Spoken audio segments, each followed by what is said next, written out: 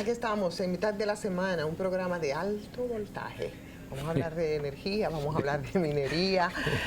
Hay tantos puntos y tantos elementos ahí sobre la mesa respecto a esto. Siempre hay que hablar de energía. Muchas informaciones nuevas que serán aclaradas. El traspaso de las acciones, por ejemplo, de las sedes al Fomper. El Fomper todavía se había dicho que ya no, que el Fomper era de las empresas que simplemente no tenían razón de ser, aparentemente. Bueno, en fin, muchos temas y sin mucho preámbulo, Fernando. Aquí estamos de nuevo. Esto está casi a nivel de electrocución. Así es, mi querido Bernardo, buenos días. Buenos días, Ivonne, Fernando. Un placer compartir de nuevo con ustedes. Bueno, sí. Pero para los que se pueden electrocutar, ahí está entonces el ministro de Energía y Minas, ¿verdad? Que está todo tan perfecto. Lo escuchaba cuando venía justamente hacia aquí a los estudios de esta Teleradio América, intervenir, porque está como una especie de, haciendo mucha media tours también. Sí, claro, dando muchas explicaciones. Y lo escuchaba, yo dije, ¿y de qué nos quejamos? Todo está perfecto, según Doñito Almonte. Pero bueno, ahí está, señores, díganme a ver cómo estamos. Bueno, yo no sé realmente porque no es el activismo. Vamos a hablar de minería, vamos a hablar de energía. Es que uno, por donde quiera que tú entres, llegamos a nuestro querido Doñito. Sí, claro. Qué barbaridad. No, pero mira, muchas cosas juntas. Dice Polinar, simplemente decidió ser ministro. Sí, parece que sí. Y cuando uno ve las informaciones, ve no sus intervenciones, las informaciones, lo que circula y lo que pasa en el país, entonces uno se da cuenta que no hay forma de tratar estas cosas sin mencionar su nombre, porque además son los problemas fundamentales de la nación. Mira, energía y minas. Sí. Si uno ve por el lado de la energía, entonces tiene que topar con el grueso problema desde Punta Catalina, de la licitación, que aunque él diga que es proveedor único y lo acabe de reiterar en un medio de comunicación, es un tema. Y cuando uno se va y no solo eso, si uno ve ahí los grandes negocios que tienen que ver con esto, un pacto eléctrico que se volvió a empantanar, que no es pacto y que uno no sabe lo que va a salir de ahí, los esfuerzos que terminan casi quemando de nuevo al CES, ¿no? Casi electrocutando, ¿no? De nuevo. Sí. Y por el otro lado, cuando uno se va al tema de minería, uno ve la postración de este país frente a la barrigol, la violación elemental de la ley, el cuestionamiento de cosas tan elementales. Cuando uno deja estas dos cosas, uno dice, pero entonces, ¿qué va a pasar con los temas que tienen que ver con la función de un ministro que ha tenido que abordar las cosas de otra manera?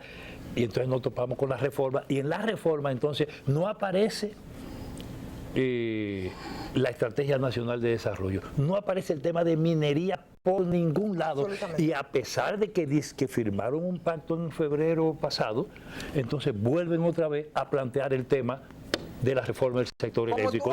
Y yo, Fernando, son demasiadas aristas. Tienen que ver con demasiadas aristas, Fernando. Entonces, yo creo, vamos a empezar por lo que acaba de decir Toñito respecto al tema ese, y para pasar entonces a otro de los geosintéticos. Dícele, Toñito, cuando se le preguntó sobre el proveedor único, ahora un momentito, dice, no, lo que pasa es que recayó sobre la empresa Antonio PH, que no es más que un distribuidor de la empresa Macaferri, que es brasileña y que es internacional, y desde lo que se están quejando. Que es brasileña. Sí, otros proveedores, ¿no? Entonces, sí, pero no es Odebrecht, es Macaferri. ¿Cuánta distancia? Que dijo Brasilia, a uno le viene el pálpito. Sí, pero fíjate que que hecho interesante. Macaferri es una empresa muy calificada de los productos que provee, técnicamente a nivel mundial, está muy acreditada y no se cuestiona su calidad. Ahora, esa afirmación de nuestro querido Toñito, ahí cabría la expresión popular que dice que la ignorancia es atrevida. Porque, digo, yo entiendo en cierto sentido que él tenga un cierto desconocimiento de esas áreas, porque eso es un tema más de ingeniería civil que de física nuclear o de cuestión de físico de ingeniería nuclear. Entonces, pero decir eso, un ministro, ¿verdad?, que se supone que debe tener un asesor a su alrededor, decir eso de una manera tan olímpica, o sea, es presumir que esta sociedad y que en este país todos somos... Hay que mandarle a punto crítico. No, óyeme esto. Todos somos unos ignorantes, porque realmente, no solamente porque los mismos hechos de las personas que se sienten afectadas, que han salido al frente, aunque no han dado la cara, sino a través de un técnico guatemalteco que ha explicado claramente que eso es falso. Yo que soy ingeniero civil, que mi práctica profesional tiene que ver en áreas donde esos productos se utilizan de manera intensa. El hecho de que él tiene que saberlo, de que el geosintético que existe hoy día en el cenicero que está funcionando y que se piensa cerrar, no fue provisto por Macaferri, sino por una empresa norteamericana. Exacto. Y además de que existe en almacén suficiente material, según han dicho, según se ha denunciado, entonces es algo que uno tiene que realmente sentirse espeluznado y alarmado. O sea, cómo él insiste sobre una mentira. Claro. Y una mentira que él no tiene maneras... Él sabe que es una mentira y se la quiere creer como una verdad. No, es que para él poderla decir y justificar el error que han hecho, porque déjame decirte una cosa, ese error no es solamente de él. Hay muchas licitaciones que dice entonces no es un error, Bernardo. Bueno, pero vamos a darle el beneficio de la duda de que fue un error. Ahora, cuando tú reiteras el error, entonces ya a uno le preocupa la actitud. Mira, porque no hay manera de demostrar que es proveedor único. No hay manera de demostrar que en este país... El señor Olman Leiva, que fue que entrevistamos aquí. No hay otras compañías que representen productos similares que puedan competir. Entonces, aquí lo penoso es que esa actitud de Tito Almonte y del Comité de Licitaciones ha traído al tema del debate a una empresa de prestigio de este país, como es Antonio PH, y la ha puesto en el epicentro de un escándalo, de una tormenta que pudo ser evitada. Porque si se hace una licitación, esa empresa tenía todas las condiciones para haber ganado lícitamente, sin cuestionamiento. Entonces ahora, esa empresa y todo el entorno alrededor de esa empresa está en una situación de cuestionamiento y el único responsable de eso es el ministro de Energía. Y mírame este elemento, porque la verdad es que tiene poco momento el ingeniero Almonte. Mira lo que interesa. No, es que, oye, es que fuerte para la gente que no maneja el tema. Él dice, no, lo que pasa es que quisimos beneficiar o favorecer a empresas locales. Pero es que él está ignorando... Te paras ahí, sí. Te paras ahí. Eso es una admisión de una cosa que no es legal y que es violatoria de la ley. Porque, ¿quién dijo que usted tiene que favorecer? No, cuando además, la ley dice a quién tiene que ser. Pero además no es así, porque Antonio PH, que es una empresa prestigiosa, que ese no es el punto, es distribuidora de Macaferri, igual que hay otras empresas, como nos dijo el señor Olman Leiva, que es este empresario costarricense, pero que está en Guatemala, igual también tiene otros distribuidores, y hay como 10 empresas que tienen sus distribuidores, igual que Macaferri tiene a Antonio que ya han PH. hecho negocios aquí con el propio Estado, con la propia Punta Catalina. A lo mejor los otros no tienen miembros en el Consejo Unificado, a lo mejor, porque es una casualidad. Como H. Claro, o a lo mejor es simple casualidad, quizás no es así, pero bueno, son de las cosas que hay que evitar. Mira, esto tiene una frontera, Bernardo, y tú eso lo conoces muy bien, y creo que el país también. Esto ya está en el marco de una frontera. La actitud del ministro, la posición del ministro, y quienes lo conocemos, incluso en lo personal lo sabemos, es una actitud política y profesional que puede ser equivocada. Yo creo que lo es, ¿no? Pero es una actitud política. Él está defendiendo una línea de intervención. Para mí, yo tengo no es un problema de impresión, de emociones, ¿no? Es la seguridad racionalmente construida de que Toñito Almonte, de que Antonio Almonte, el ingeniero Almonte, el ministro de Energía y Minas, él como persona no tiene un negocio en ese proceso. Ahora, alrededor de eso, y eso llegó a un punto que para seguirlo justificando es porque se está favoreciendo, no es a una empresa nacional porque es nacional, porque se trata de cumplir la ley primero, antes que nada.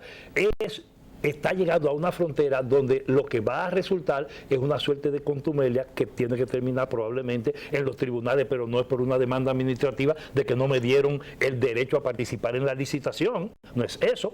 Al final de la jornada, ¿quién se está beneficiando y con qué? Con esa manera de proceder y con esos hechos. Pero digo, es bueno que tú traes ese tema, porque hay que aclararle a la opinión pública que nuestros cuestionamientos a Antonio Almonte nunca han sido en términos de su honestidad y su honradez personal.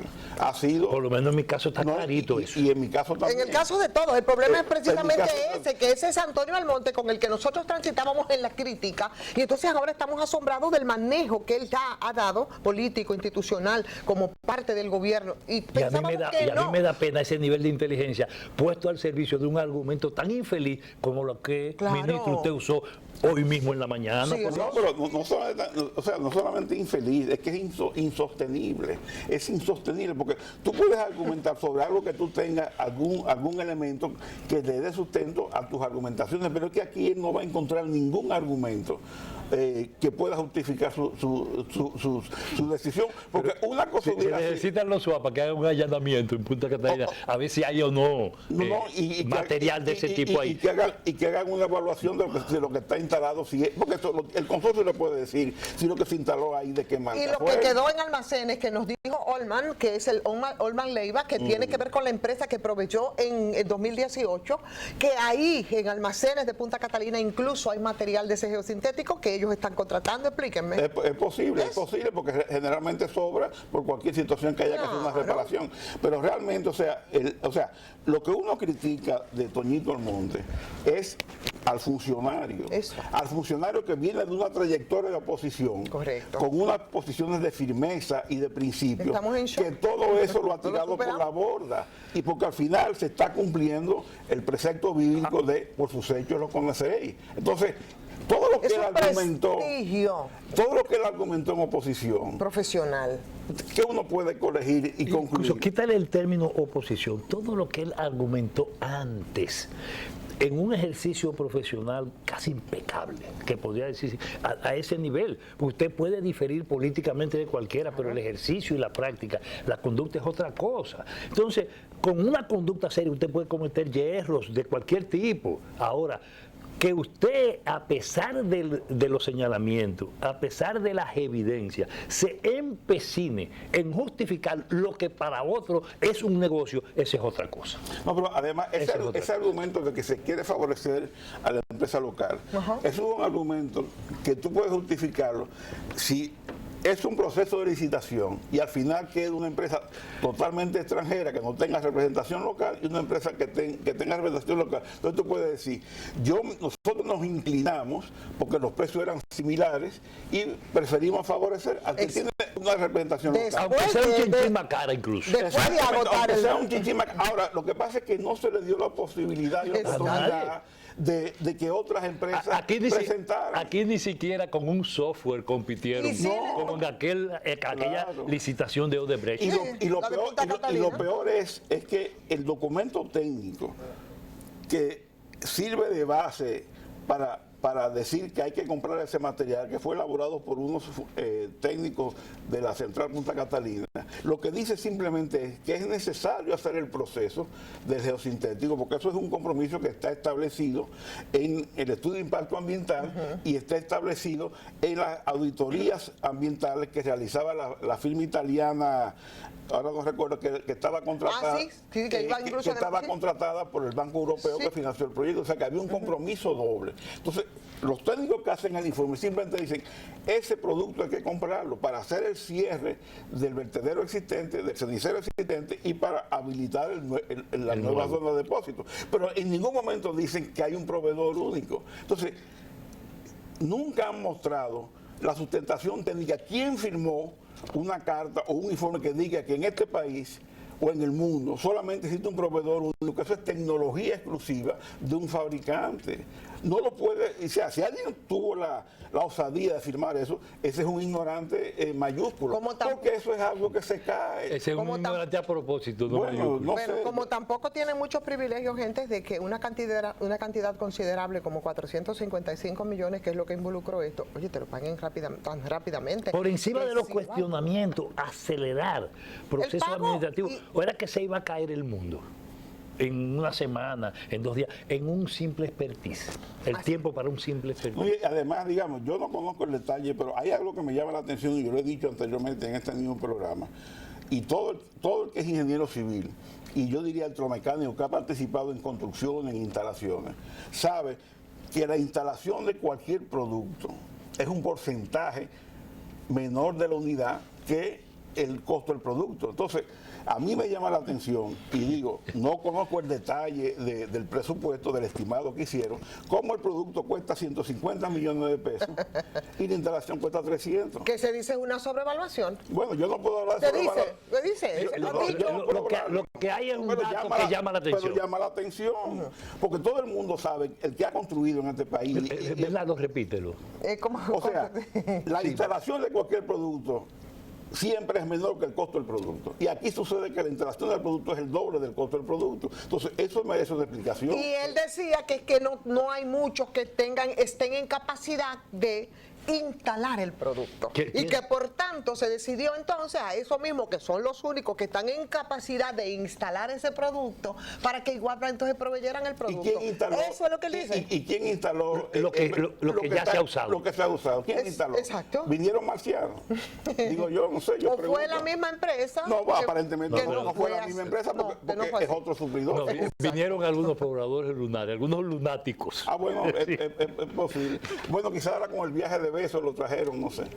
Bueno. Es una cosa, es definitivamente increíble. ¿Tú entendiste bien, hijo? Sí, lo entiendo perfectamente. O sea, 150 millones de pesos vale el producto. El producto. Sí, los geosintéticos valen 150 millones. Instalarlo vale el doble de eso. Entonces, la exclusividad de los instaladores, que no hay más nadie que no sean los técnicos. O sea, no solo hay un suplidor único, sino un instalador único. Exacto, porque, digamos que Antonio PH representa a Macaferri, que es quien distribuye los geosintéticos, pero los que instalan el producto, que son de esa misma empresa, pero ¿quiénes son? No, bueno, pero que esa instalación, ahí tiene que haber una combinación de personal local, bajo la supervisión de Macaferri, que es quien da la garantía. Y obviamente, una empresa, llámese Macaferri, llámese la que se llame, ellos se asocian con algún representante local, con una empresa local, que es la que ellos van a supervisar y se van a asegurar de que va a cumplir con todas las normas de que ese producto se instala adecuadamente para que funcione adecuadamente, porque eso tiene un procedimiento. No es que sea una cosa del otro mundo, porque yo sé, de eso yo sé. Sí. Porque yo he visto instalar ese tipo de productos mucho en proyectos hidroeléctricos, entonces yo de eso sé. Eso no es una cosa del otro mundo. No. O sea, porque esos geosintéticos, es bueno que la gente sepa, son lonas que es, digamos, parecido, aunque son productos diferentes en su fabricación, a las lonas asfálticas que se instalan en los techos. Ok. Una pregunta. ¿Tú has visto esos proyectos de acuacultura? Que se le pone una membrana. Es lo mismo. Eso está aquí, eso por donde quiera. No hay una esquina de este país donde no hay un pedazo de eso. Es lo mismo. Puede ser que varíe puede ser que el grosor, la capacidad de ser permeable o no. No, porque en el caso de la acuacultura es impermeable. Pero puede haber algunas características específicas para la aplicación específica, y eso usted lo define en los términos de la licitación para que la gente cumpla con eso. Y la técnica de instalación del producto, por ejemplo, en el caso de los techos, se hace con un soplete de gas propano. En el caso de los geosintéticos que se utilizan en acuacultura, para revertir canales de riego, para revertir canales que conducen agua, para revertir embalses de agua, es a través de una soldadura que se llama electrostática, o sea, que es eléctrica. Y eso obviamente requiere de un cierto conocimiento, de un cierto expertise, pero no es que sea una cosa del otro mundo, porque realmente, eso viene en rollo de una longitud considerable, y lo que tú haces es cumplir con el solape que tiene que haber entre rollo y rollo para evitar que haya filtraciones y garantizarte que la soldadura sea como Dios manda. Eso es todo. Eso no es todo. Y ahí lo importante es cumplir con un diseño que tiene que estar hecho. Hay unos planos que dicen qué es lo que se va a hacer. Que lo tiene el diseño Y ese diseño lo tiene la CDE, no lo está aportando el instalador. El instalador siempre va a cumplir con lo que dice el diseño. Y punto. Pero, eso no es... Tápeme ese hoyo ahí. Como todo el mundo no tiene ese manejo técnico, por eso el riesgo de los funcionarios es de que la naricita le crezca como Pinocho, sobre todo cuando lo que deciden es ser ministro, y le tomo la palabra a mi querido Apolinar. En ese sentido, Entonces, así como hablaba de esto, porque él decía como que es una cosa del otro mundo y que no todo el mundo puede hacerlo y que dentro de lo que puede hacerlo preferían entonces técnicos locales, que de paso entonces también le compraban el material, los geosintéticos, y por eso, como es tan complicado según el ingeniero Almonte, entonces ellos, es más costoso, por supuesto, la instalación. Y así, con ese mismo desparpajo, el señor Almonte también ha estado hablando sobre el caso de Punta Catalina y sobre la situación tan estable que tenemos en este momento y que las Catalinas están ahora mismo funcionando a toda capacidad y que por eso en este país no hay apagones. Y yo no sé si él se atreve a decirlo en una esquina de Villamella, porque probablemente la comunidad le da una buena carrera. Pero digamos, ¿eso lo dijo Antonio Almonte? Ahora lo acaba de decir. ¿O lo dijo Jaime Aristi? No lo dijo. Porque Jaime Aristi ha dicho, ¿verdad?, que gracias a Punta Catalina este país nos apagones, y en cierta medida es cierto, porque Punta Catalina está supliendo entre el 28 y el 30% de... Entonces, él lo que ha hecho ahora es tomar el discurso de Jaime Aristi. Bueno, o sea, él antes criticaba el discurso de Jaime Aristi y ahora sucede que él está tomando el discurso de Jaime Aristi. Es que una cosa es con guitarra y otra con violín. Lo que te quiere decir que al final todas las críticas de Jaime Aristi que le ha hecho a este gobierno con relación al manejo de Punta Catalina, uno tiene que elegir que son verdad, porque además no se lo han respondido. No, yo creo que lo que está haciendo Toñito es reivindicando a Jaime Aristi Escuder, que tiene lo suyo, pero vamos a ver algunos aspectos más ahora a la vuelta en este programa que es de alto voltaje, se los dijimos. Venimos de una vez.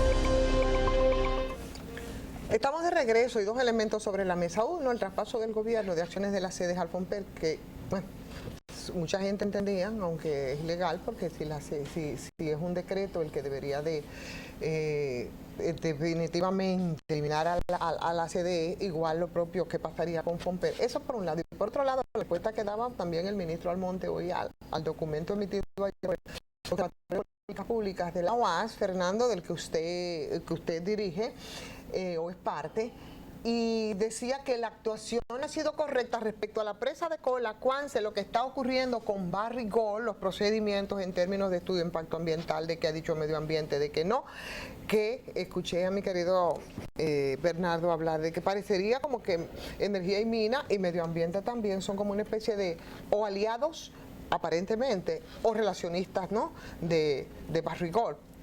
Daba esta respuesta, respondía a ese documento y decía que la actuación de ellos fue correcta. Mira, yo insisto en decir, Bernardo, Ivonne, que veo con mucho asombro algunas intervenciones del ministro y recuerdo a Apolinar entonces cada vez que tengo que pensarlo, claro, ¿no? Y por eso reitero lo que dije hace un momento en relación al profesional y a la persona. Pero es una barbaridad decir, y para responder la posición no del observatorio, es de la Comisión Ambiental de la UAS y el Observatorio de Políticas Públicas de la UAS en una posición conjunta frente a un hecho muy trascendente, no solo por los valores de tipo técnico, los valores de política económica, sino los elementos de tipo legal. Además, un problema que lo mucho hasta Dios lo ve la realidad. Es lo concreto.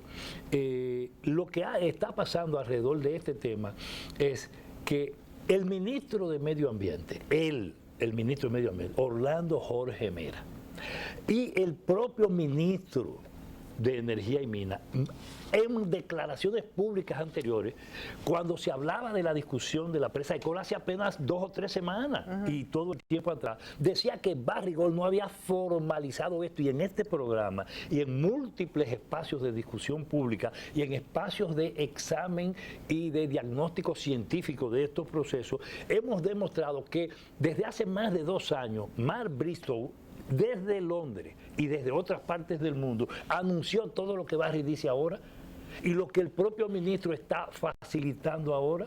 Y cuando eso se dio, cuando esas cosas se hacían, ellos nos decían a nosotros más de una vez, antes de ser gobierno, en la transición donde nos reunimos y hablamos todas estas cosas también, y después de su condición de ministro, que Barry no había hecho ningún tipo de estudio, de presentación o de demanda o de proposición al gobierno no, el problema es para la ampliación, porque eso es de lo que no quieren hablar. Es el proceso de ampliación de Barry, que para terminar la explotación de Montenegro, y para avanzar en esa explotación de Montenegro, desde que hizo el contrato, había concebido en sus estudios no una presa de cola como la del Yagal, era después de la presa de cola del Yagal, que su vida útil termina en 2 años, en 2 años, a pesar de que le han aumentado el muro de forma impresionante, le han aumentado el tamaño del muro, la altura del muro, para que coja más tóxico. A pesar de eso, ellos tenían diseñado que iban a hacer otra presa de cola, por lo menos por una razón elemental. Porque ellos estudiaron no 1, ni 2, ni 10, 18 lugares donde era posible la instalación de esa segunda presa de cola. ¿Y por qué entonces toman el camino de Cuance y quieren plantear ese tema de Cuance? Esa es otra discusión. El ministro sabe que todos esos problemas fueron virtualmente. Cuando lleguemos a la discusión directa, si él está dispuesto a que la hagamos, nosotros le podemos citar hasta los nombres públicos, las personas de este paquete, en los estudios de donde era posible hacer esa presa de cola, es un nombre que usted lo conoce, ministro, muy bien. Podemos hablar de todas esas cosas. Entonces, cuando usted quiere el observatorio de la Comisión Ambiental de Agua diciendo que todo se ha hecho bajo las reglas, usted está contradiciendo lo que usted dijo. ¿Dónde están? Preséntele al país los documentos y diga la fecha en que Barry solicitó eso. Si fue Barry que lo solicitó, lo único que hace el ambiente es que establece conforme la ley los términos de lo que tiene que hacer el estudio. Y eso, mira, Orlando Gemera no tiene que ver nada para eso, es técnico, porque eso está ahí. Entonces, lo que ha pasado es.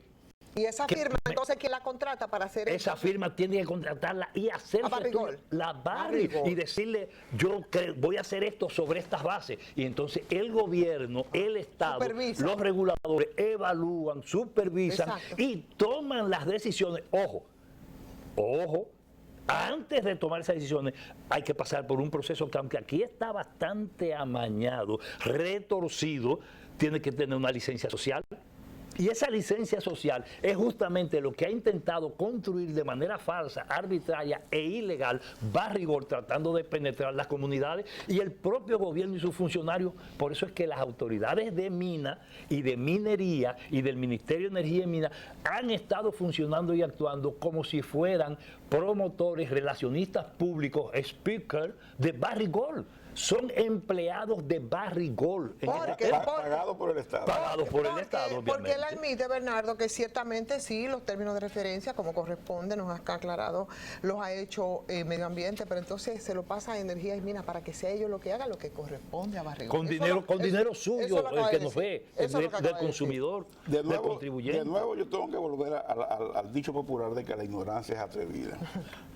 Porque realmente, o sea, ¿qué es lo que establece la ley de medio ambiente? Que al final el primer eslabón para conseguir una aprobación de cualquier proyecto tiene que ser la licencia ambiental. Entonces, ¿qué es lo que establece la ley de medio ambiente? Es que para cualquier proyecto minero, hidroeléctrico, una térmica, lo que sea, usted tiene primero que obtener la licencia ambiental. Incluido presa de cola. No, cualquier proyecto, una bomba de gasolina, una construcción de un edificio, todo tiene que, el primer sedazo de aprobación es la licencia ambiental. Ahora, ¿qué sucede? Que dependiendo del proyecto, la magnitud del proyecto y los potenciales impactos que ese proyecto puede ocasionar al medio ambiente, así es la magnitud y la extensión del estudio de impacto ambiental que hay que realizar. Entonces, en la ley ambiental está categorizado diferentes tipos de estudios de impacto ambiental, nivel 1, nivel 2, nivel 3. No sé si aquí exactamente es esa denominación, pero en Panamá, que yo tengo la experiencia de trabajo, más o menos eso es lo que. Entonces, ¿qué pasa? El promotor, el Estado no es promotor de minería, el promotor es el dueño de la concesión, en este caso Barry Gold, claro. Selecciona dónde va a ser su proyecto a través de un estudio de factibilidad donde él decide 18 sitios de presa. Bueno, ellos de los 18 me gusta este. Le gusta este. Le puede gustar, pero no le puede convenir al Estado. Bueno, para eso está entonces. No, pero está bien. Ellos deciden y ellos no tienen que justificar porque la decidieron. Simplemente a nosotros técnica y económicamente nos dicen que este es el sitio que debemos construir. Perfecto. Entonces, el promotor en este caso Barry, contrata una firma medioambiental, hace su estudio de impacto ambiental. ¿Qué es lo que está haciendo ahora Minería? Pero para contratar, para definir el alcance de ese estudio de impacto ambiental previamente, el promotor solicita a Medio Ambiente y somete el proyecto. El Medio Ambiente revisa el proyecto técnicamente y dice, bueno, este proyecto cae en la categoría tal. En el caso de Barry, obviamente va a ser la categoría máxima de estudio de impacto ambiental. Entonces, en función a esa clasificación de esa categoría, elabora los términos de referencia que Medio Ambiente entiende que debe tener el estudio de impacto ambiental. O sea, los alcances mínimos. O sea que cuando la Barry contrate a esa empresa, tiene que cumplir esos alcances mínimos. Entonces, se hace el estudio se somete a Medio Ambiente y entra en un proceso de evaluación y análisis y posteriormente viene todo el proceso de la licencia social, etcétera. Ahora, yo voy a citar aquí 2 casos de proyectos conflictivos y cómo se manejaron en el pasado. Y lo voy a hacer cronológicamente. En el gobierno de Hipólito Mejía, en la CDE que yo participé, uno de los primeros decretos de Hipólito Mejía fue declarar el proyecto hidroeléctrico Manabao de Júcar Tavera de prioridad nacional. Fue un proyecto que generó conflicto en Jarabacoa, oposición de la comunidad. ¿Qué hizo la CDE como promotor? Tenía un consultor, elaboramos un estudio de impacto ambiental de la máxima categoría, un estudio que cuando se terminó eran 15 volúmenes y la caja era una caja de 1 metro de largo. ¿Qué hizo la CDE? La CDE lo socializó. Nosotros fuimos, y yo participé activamente en ese proceso junto con Marcelo Jorge, que en paz descanse, junto con César Sánchez, junto con Máximo de Olio, que fue lo que llevamos la carga de defender técnicamente el proyecto ante la sociedad. Fuimos a Jarabacoa a discutir, y Silvio Carrasco del INDRI, que era el director del INDRI. Fuimos a Jarabacoa a discutir con la comunidad el estudio de impacto ambiental y el proyecto. Fuimos a Santiago, a Ucamaima, a discutir con Santiago el proyecto. Fuimos al CODIA a discutir el proyecto. Fuimos a la Academia de Ciencias a discutir el proyecto que presidía Mario Benetti. Y yo fui el enlace con Mario Benetti. Él me llamaba casi todos los días y todo lo que nos pedían se lo dimos. Ahí está Cuchito, Luis Carvajal, Cuchito. Y ahí está Tabaré Mundaray. Y está Domingo Abreu, que participaron en la discusión, fue en la sede de la Academia de Ciencias. Y nosotros repartimos el estudio a las universidades. Y eso todo el mundo pudo opinar. Y luego, cuando lo sometimos a Medio Ambiente, ¿qué hizo Fran Boyapón, ministro de Medio Ambiente?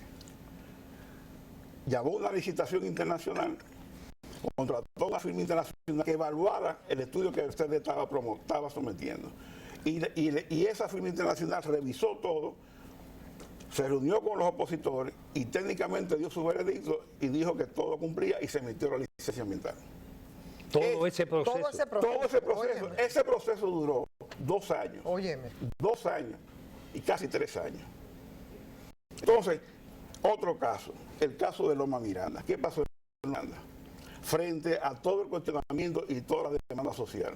Falcon Bridge, que tenía la concesión de Loma Miranda, ¿qué hizo? Contrató una empresa especializada en estudios de impacto ambiental muy reconocida a nivel mundial, que si mal no recuerdo el nombre, se llama Environmental Research Management, ERM, que es una firma inglesa muy acreditada, y hicieron el estudio de impacto ambiental. Pero ¿quién lo contrató? El promotor del proyecto. ¿Quién es el promotor? Falcon Bridge. En el caso del proyecto de Jarabacoa, ¿quién lo contrató? CDE, que es el promotor del proyecto, aunque eso era una empresa estatal. ¿Qué hizo entonces Falcon Bridge? Sometió el documento a Medio Ambiente. ¿Qué hizo Medio Ambiente? Buscó el auxilio del PNUD. ¿Usted se recuerda? Sí, sí. Y el PNUD buscó unos técnicos independientes que hicieron la evaluación del estudio de impacto ambiental. ¿En qué concluyó? Y rechazaron, o sea, y le hicieron objeciones al estudio y lo rechazaron. Falcon Bridge no pudo argumentar nada, porque era una delegación del PNUD. Entonces, ¿qué es lo que procede aquí? Lo mismo. Lo mismo. Entonces, aquí es lo contrario. Aquí Energía Mía lo que está es pateándole, pichándole el juego. ¿Cómo es posible que el ministro de Medio Ambiente diga, a nosotros nadie nos ha hecho solicitud? Es más, él fue a Monte Plata y dio declaraciones allá, el ministro de Medio Ambiente. Entonces, de repente, ya aparece el gobierno que no es el propietario del proyecto.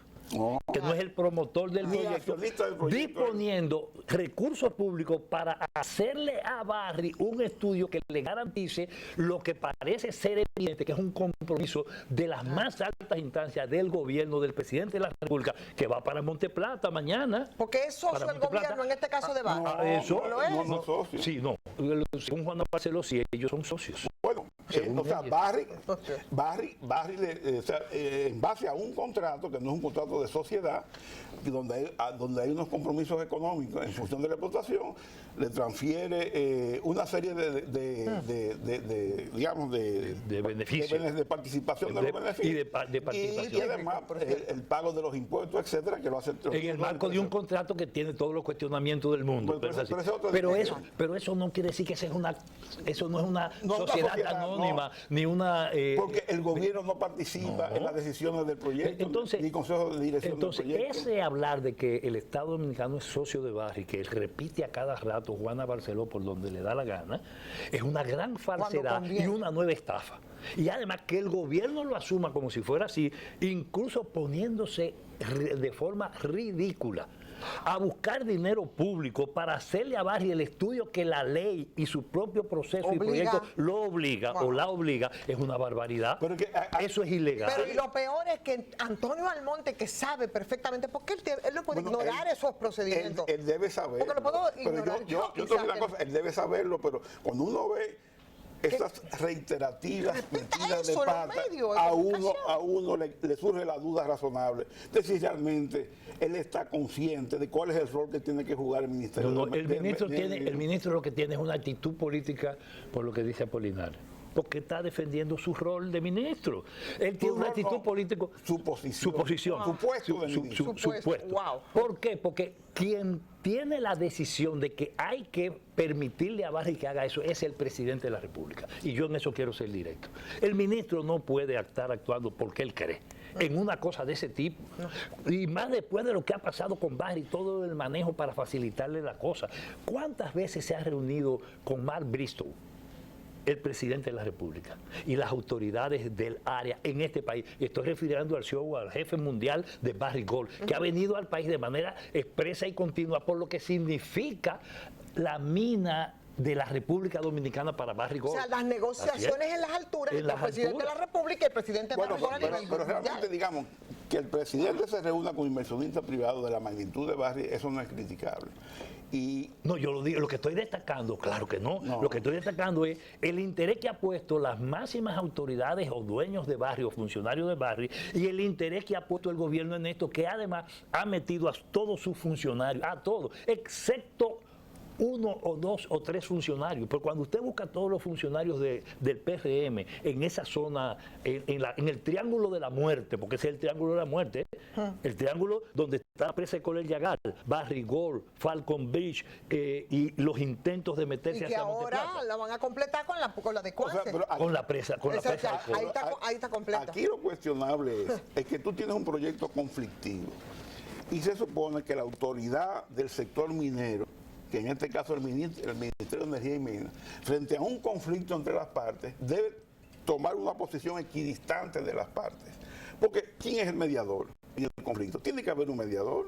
El mediador tiene que ser la autoridad del sector. Claro. Entonces, la autoridad del sector no puede inclinarse hacia ninguno de los dos sectores. Pero aquí no solo se inclinan, Bernardo. Aquí, oye, quien tiene la acción de vanguardia en la defensa de Barry Gold para penetrar a Monteplata, la Loma de los Siete Picos, esa cordillera septentrional, toda la zona hacia el Chacoy, todo eso por ahí.